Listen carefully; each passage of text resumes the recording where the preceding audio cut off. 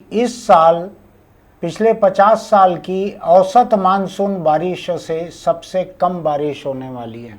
भारत में इन 5 दिनों की लू में 30,000 लोग मारे जा सकते हैं। ये वैज्ञानिक अंदाज है, मेरा अंदाज नहीं है। मैं बार बार आपको कहता हूँ, आप संभल के चलिए। आज आपको लग रहा है कि आपकी इतनी कमाई है या आपकी इतनी तनख्वाह है, ये दोनों खतरे में हैं। दुनिया की हालत बहुत बहुत खराब है, ये मान के चलिए आप।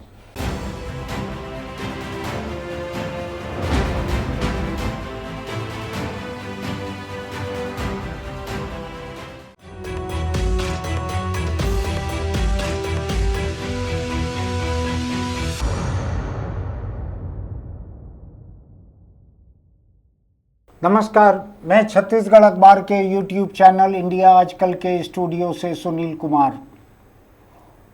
दुनिया की और देश की जो हालत है उसको क्या बतलाऊं आपको। मैं तो बार बार यहाँ पर आपको सावधान करता हूँ, गर्मी के लिए, जलवायु परिवर्तन के लिए, जो मौसम बदल रहा है, पर्यावरण चौपट हो रहा है, उसका कितना नुकसान हो रहा है। पानी को बचाने के लिए मैं तरह तरह से आपके सामने इस बात को रखता हूं कि कोई तो गंभीरता से इसको ले। अब मेरी बात को नहीं लेना है तो भारत के मौसम विभाग के अंदाज को देख लीजिए। उनका कहना यह है कि इस साल पिछले 50 साल की औसत मानसून बारिश से सबसे कम बारिश होने वाली है। पिछले 50 सालों में इतनी कम मानसूनी बारिश कभी नहीं हुई थी जितनी इस मौसम में होने जा रही है। ये तो एक बात हुई। इसके साथ दूसरी बात जोड़ के समझ लीजिए कि मानसून का एक पैटर्न रहता था, अलग अलग दौर में अलग अलग पानी गिरता था। अब अंदाज ये है कि ये कभी भी अंधाधुंध गिर सकता है, बाढ़ लेके आ जाएगा, पानी जमीन के भीतर नहीं जा सकेगा, नदियों में बाढ़ बन के समंदर में चले जाएगा, कभी भी सूखा पड़ जाएगा, फसल पे बहुत बुरा असर पड़ सकता है, ऐसा एक खतरा है। छत्तीसगढ़ जैसे राज्य जो धान उगाते हैं ये पूरी तरह से मानसून पर निर्भर करते हैं या ज़मीन के भीतर के पानी पर। ज़मीन के भीतर पानी जो है और गहरे जाते जा रहा है और गहरे जाते जा रहा है। मैं बार बार आपसे कहता हूँ कि जितने ट्यूबवेल लगे हुए हैं लोगों के घरों में, दुकानों में, किसी कॉम्प्लेक्स में, उन सब की मीटरिंग होना चाहिए। हर निजी ट्यूबवेल की मीटरिंग होना चाहिए। उसके बिना पानी का अंधाधुंध इस्तेमाल खत्म नहीं होगा। फसल के तौर तरीकों को बदलना पड़ेगा। अगर छत्तीसगढ़ जैसे राज्य केवल धान की फसल पे टिके रहेंगे तो धान तो खूब सारा पानी मांगता है और इतना पानी अगर फसल के लिए निकाला जाएगा तो उतना पानी जमीन के भीतर जा नहीं रहा है। वापस जमीन के भीतर पानी नीचे जाते जा रहा है, गहरे जाते जा रहा है। ये दूसरी बात। तीसरी बात यह है, जो मौसम विभाग भी कह रहा है और दूसरे वैज्ञानिक भी कह रहे हैं, वो ये है कि जलवायु परिवर्तन जो हो रहा है उसकी वजह से अंधाधुंध बदलाव मौसम में आ रहा है। अभी एक भविष्यवाणी आई है मौसम विभाग की, वैज्ञानिक भविष्यवाणी है, कोई तोता ज्योतिषी वगैरह की नहीं है, कि 5 दिन भयानक लू चलने वाली है। अब 5 दिन अगर लू चलने वाली है तो उसका नतीजा क्या होगा। भारत में इन 5 दिनों की लू में 30,000 लोग मारे जा सकते हैं। ये वैज्ञानिक अंदाज है, मेरा अंदाज नहीं है। इसमें से 8100 लोग तो देश का सबसे बड़ा राज्य है उत्तर प्रदेश, वहीं मारे जा सकते हैं इन 5 दिनों में। यानी 1500-1600 लोग लू से रोज मर सकते हैं यूपी में। ऐसी भविष्यवाणी है, वैज्ञानिक भविष्यवाणी। कल परसों ही मैंने सुबह सुबह देखा था, बर्कले यूनिवर्सिटी का एक निष्कर्ष है, शोध निष्कर्ष है, कि भारत में एक एक दिन में 3400 लोग तक लू से मर रहे हैं। 3400 लोग एक दिन में। हमको आपको दिखता नहीं है, हमारे आसपास खबर कम बन पाती है। लोग मर जाते हैं सड़क किनारे कहीं, उनकी मौत को कोई भी प्रदेश लू से मौत ऐसा दर्ज नहीं करते, उसके अलग से आंकड़े नहीं हैं। जो हालत है बहुत ख़राब है। मैं आपसे बार बार इस बात को कहता हूँ, पानी की हालत बहुत ख़राब है, जलवायु परिवर्तन की हालत बहुत ख़राब है, खेती की हालत ख़राब है। सावधान रहिएगा। इस बार तो खाड़ी के जंग के कारण खाद की भी कमी है। छत्तीसगढ़ में सरकार कई तरह के दूसरे वैकल्पिक खाद को इस्तेमाल करने की बात कह रही है। कृषि मंत्री हैं रामविचार नेताम, वो दिखते हैं मुझको वीडियो में बोलते हुए कि किसान फलाने खाद को इस्तेमाल करे, फलाने खाद को इस्तेमाल करे। लोग उसको मान नहीं रहे हैं। तो खाद की कमी अलग है, पानी की कमी अगर पड़ जाएगी, पानी अगर मनमानी बरसेगा, जब जरूरत नहीं है खूब बरस जाएगा और जरूरत के समय नहीं आएगा, तो ये सारी चीज़ें फसल चौपट होने की तरफ इशारा कर रही हैं। आज जंग जितने तरह की चल रही है दुनिया में, आप देख रहे होंगे गाज़ा पे बमबारी चल रही है, लेबनान पे चल रही है, ईरान पे बमबारी बीच बीच में चल रही है युद्ध विराम के बावजूद, और सबसे लंबा 4 साल से ज़्यादा हो गया है रूस का यूक्रेन पर हमला जो चल रहा है, उसको देखें तो इन सब चीज़ों को देखें तो जंग का असर जलवायु परिवर्तन पर, पर्यावरण पर बहुत पड़ रहा है। कैसे पड़ रहा है बतलाता हूँ मैं आपको।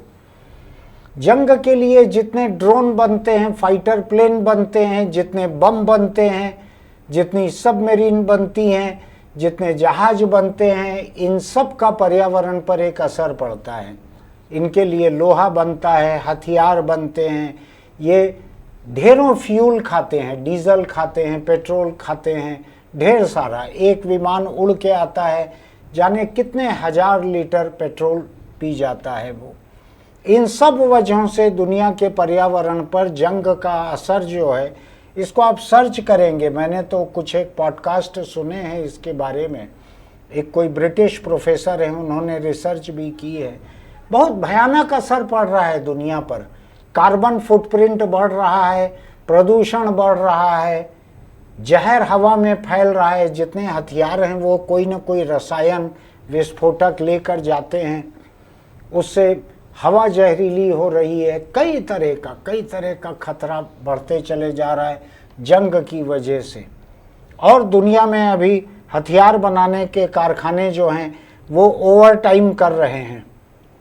जो देश जंग में लगे हुए हैं उन पे हथियार खत्म होते चले जा रहे हैं, वो नए बनाते चले जा रहे हैं। धरती पर कार्बन फुटप्रिंट बढ़ते चले जा रहा है और उसकी वजह से जलवायु परिवर्तन होते चले जा रहे हैं।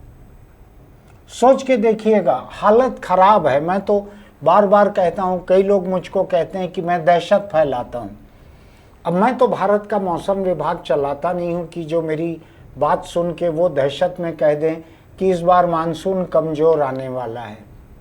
उन्होंने अलग अलग गिनाया है, लेकिन उसमें छत्तीसगढ़ जैसा राज्य जो है, जो मानसून पर बहुत हद तक निर्भर करता है, ये भी प्रभावित होने जा रहा है। अगर यहाँ पर फसल प्रभावित होगी तो सरकार का जो 21 क्विंटल प्रति एकड़ खरीदने का जो है, हो सकता है 21 क्विंटल फसल ही ना हो। और देश में बाकी इलाकों में भी अलग अलग जगह फसल की कमी हो सकती है। आपको ध्यान होगा, पिछले कुछ महीनों से मैं लगातार खाद की कमी के बारे में बोलते आ रहा हूँ। आज डीजल की कमी है खेतों के लिए, सब चीज़ों का दाम बढ़ गया है। आज ट्रैक्टर से जुताई का दाम बढ़ गया है क्योंकि डीजल महंगा है। कल जब फसल हो जाएगी तो हार्वेस्टर जैसी मशीनें जो काटती हैं फसल को, उनका भाड़ा बढ़ जाएगा, उनका प्रति एकड़ खर्च बढ़ जाएगा क्योंकि वो डीजल से चलती हैं मशीनें। खाद का बढ़ ही चुका है, ज़्यादा पैसा देने पर भी खाद मिल नहीं रही है कहीं पर। खतरा बड़ा है, मैं बताता हूँ आपको। मानसून अगर मनमानी चलने लगेगा, मानसून का मिजाज अगर जलवायु परिवर्तन से ट्रंप जैसा हो जाएगा, कभी भी बरस जाए, कहीं पर भी बरस जाए, कितना भी बरस जाए। हालांकि मानसून और मौसम को ट्रंप जैसे घटिया इंसान से उसकी तुलना जायज़ नहीं है, फिर भी मैं आपको एक अंदाज के लिए बतला रहा हूँ कि ये दुनिया चैन से तब तक नहीं सो सकती जब तक वो ट्रंप के निशाने पर है। वो किसी भी दिन रात को, अमेरिकी समय के हिसाब से रात को 2, 3, 4 बजे वो ट्वीट करेगा कि हम यहाँ हमला करेंगे, वहाँ वो करेंगे, वेनेजुएला पे हमने हमला किया, अब क्यूबा पे करेंगे, फलाना करेंगे। रात दिन करते रहता है वो यही। तो अगर मौसम इसी तरीके से एक सनकी के तरीके से, एक मनमाने तरीके से अगर मौसम और बर्ताव करने लगेगा, खराब दिन आने वाले हैं, सावधान रहिएगा। आप जो भी काम करते हैं, आपका काम जो है वो मंदा हो सकता है, बंद होगा मैं नहीं कहता। और मैं याद दिला दूं आपको, मैं पहले भी कह चुका हूं कि मौसम, जंग की वजह से महंगाई, कल की ही खबर मैं आपको बतलाता हूं, जापान ने हिंदुस्तानी आम लेने से मना कर दिया क्योंकि उसमें ऐसे रसायन निकले हैं जो जापान में उसकी इजाज़त नहीं देते। अब जापान से महंगे दामों पे जो आम के सौदे होते हैं उन्होंने रद्द कर दिया, नहीं ले रहे आम यहाँ के। आखिर वो पैसा जो हिंदुस्तान आना था, आम उगाने वाले लोगों को जो मिलना था, व्यापारी को मिलना था, एक्सपोर्टर को मिलना था, वो चौपट हो गया पूरा।